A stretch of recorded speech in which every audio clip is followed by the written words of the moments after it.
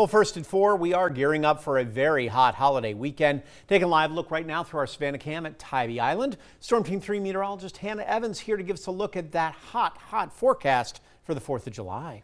That's right, Andrew. This might actually be the hottest we've seen so far this summer season. And of course, it is coming in right in time for our holiday weekend. Our forecasted high temperatures for both Independence Day tomorrow and on Sunday are going to be right around 97 degrees. So the upper 90s. And this is possibly the hottest we have seen in Savannah in the past 5 years for the 4th of July holiday. So of course, we've been talking about it all week. Make sure you're staying cool and hydrated. This actually is a little bit close to our record high set back in 1997 of 99 degrees. So it is possible we may get a little bit close, possibly tying that record as we head into tomorrow. So like Alyssa was saying this morning, it's definitely going to be as hot as a firework. We're going to be seeing high temperatures of right around 100 degrees in Glenville tomorrow afternoon, 99 degrees in Baxley and Vidalia. So really, it is just going to be pretty brutal out there if you are heading to any parades. Maybe be by a body of water or in the AC as we head into 4th of July tomorrow. We have a slight chance for a passing shower or storm later in the afternoon and evening that may help cool things down. It's a really low chance of this. Everything is looking good to go for those fireworks as we remain mostly dry. It's still going to be hot though, with temperatures in the mid to upper 80s as those firework displays are happening. So once again, just take those heat precautions as we head into your 4th of July holiday tomorrow. I will talk a little bit more about this heat continuing into the next work week in just a few minutes. Andrew. Hannah, thanks so much. And with that hot weather coming this weekend, City of Savannah set to open some places to stay cool and get out of the sun. The Tompkins Center on Ogeechee Road will open as a cooling center from 11 o'clock in the morning to 6 p.m. on Sunday. Now, if you need an escape from the heat, that's the place to go. The city's splash pads will also be open their normal hours from 9 o'clock in the morning to 8 p.m. And the Daffin and Jenkins pools will also be open with free admission from 1 to 5 p.m. this weekend. And it is hot out there, and many are expected to be out and about for the holiday weekend. But officials say it's important to keep an eye out for heat-related illness as well. WSV's Tyler Nicole visited some local splash pads, see how everyone's keeping cool. Temperatures are expected to reach into the high 90s this holiday weekend, so splash pads just like the one behind me, cooling centers and pools are open all weekend long to help keep everyone safe and comfortable as they celebrate America turning 250 years old. Heat illness and exhaustion are the biggest things to watch out for this holiday weekend. Experts say drink plenty of electrolytes along with your regular water. Stay in the shade and take advantage of bodies of water to keep cool like splash pads and pools. The most important tip, listen to your body and know when to call it quits.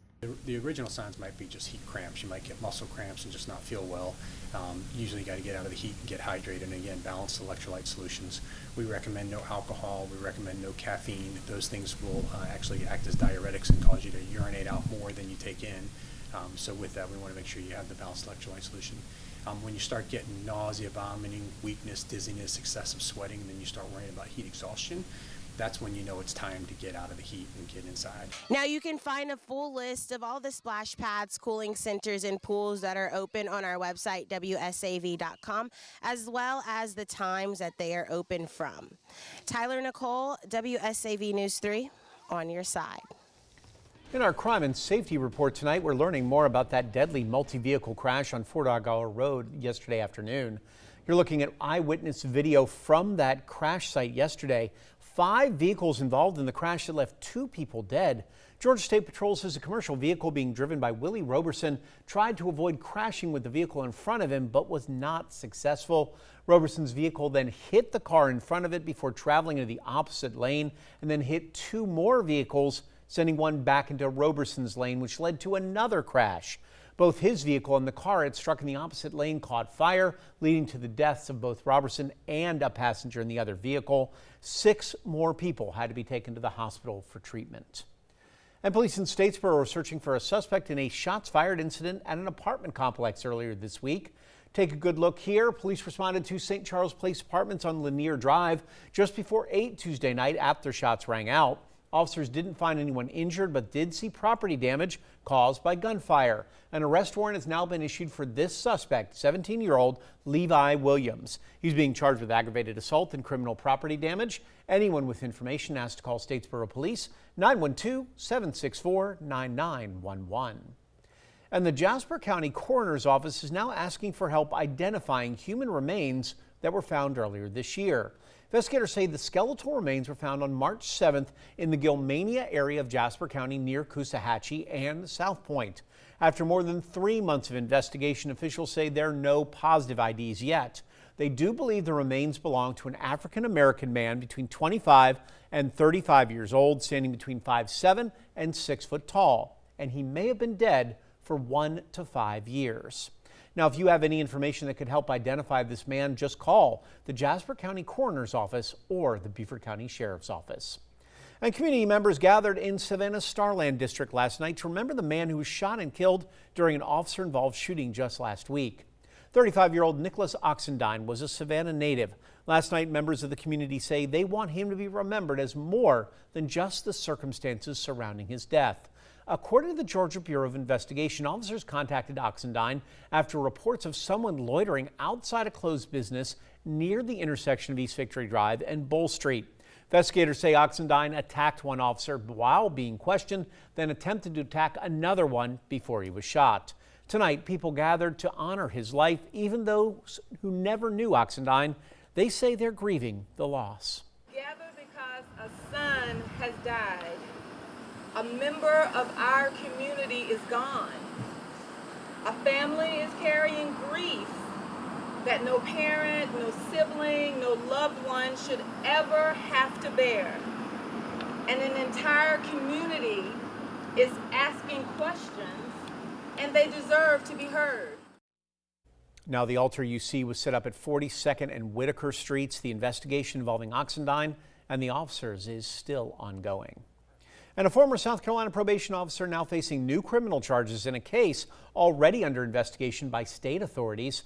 SLED says 48-year-old David Scheidel Jr. was charged Wednesday with 3 counts of misconduct in office. According to warrants, those charges are the latest development in an ongoing case involving Scheidel's time working as probation, parole, and pardon services officer.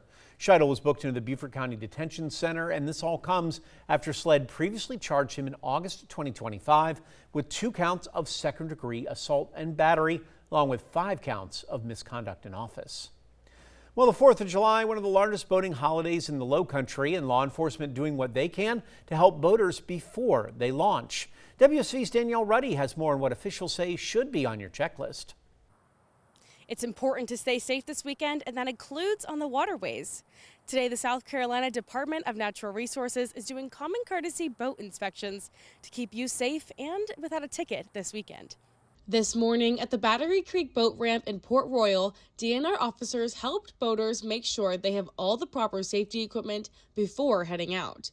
Generally, you should be prepared with a life jacket of the proper size and fit for all passengers aboard, a throwable flotation device like a life ring, a horn or other loud noisemaker to call attention to your boat if it's in trouble, and a fire extinguisher.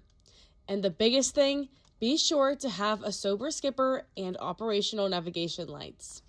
This is the time where they can stop and chat with me as a law enforcement officer, and we go through all their equipment to make sure they know where it is, they know what they need, and that it's readily accessible. So in the event of an emergency, they can get to it, but once you are on the water, if you are not compliant with having your safety equipment, that is the situation where you could be written a warning or a ticket for not being in compliant with the laws. If you missed it today, an officer will be out in Lemon Island tomorrow morning from 10 a.m. to 12 to check your boat for all the proper equipment. In Port Royal, I'm Danielle Ruddy, WSAV News 3 on your side. Well, tomorrow's the 4th of July, and it's a special one this year, of course, as we're celebrating 250 years of American independence. Last night, Fort Stewart wrapped up its America 250 celebration, bringing together soldiers, veterans, military families, and the community for an evening of patriotism. This event also celebrated the recent return of many 3rd Infantry Division soldiers. That gave families a chance to spend the holiday together. 6 bands took the stage, the crowd voting for their favorite performance before the night ended with what else but a fireworks display. One retired 3rd Infantry Division soldier who served as the event's MC told us the celebration was about honoring the men and women who serve and welcoming many of them home just before Independence Day. And of course, tomorrow is the big day, so if you plan to head to downtown Savannah for the 4th of July, there will be plenty to do along the riverfront. All starts tomorrow evening at 6 o'clock. You can take in the live music, food and drinks at the Plant Riverside District. Rusakis Plaza and the Eastern Wharf all involved there too. And the fireworks will be fired from a barge in the river at 9:30. Now remember, because of those events downtown, you can expect impacts to traffic and parking. River Street from MLK Jr. Boulevard to the East Broad Ramp closed to traffic tomorrow at 6 p.m. And several streets around Ellis Square will also close at 10 o'clock tomorrow night and reopen early Sunday morning. Now the city says no parking zones will be marked, and they go into effect today at noon all the way through Sunday at 4 a.m. And over in the Lowcountry, the celebrations kick off tonight at 5 with a party at Martin Family in Dubois Park.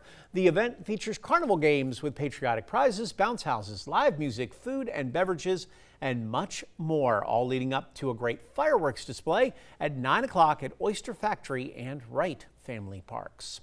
We've got you covered with a full list of downtown road closures, plus where you can go locally to catch the best fireworks displays and holiday events. That's all on WSAV.com/America250.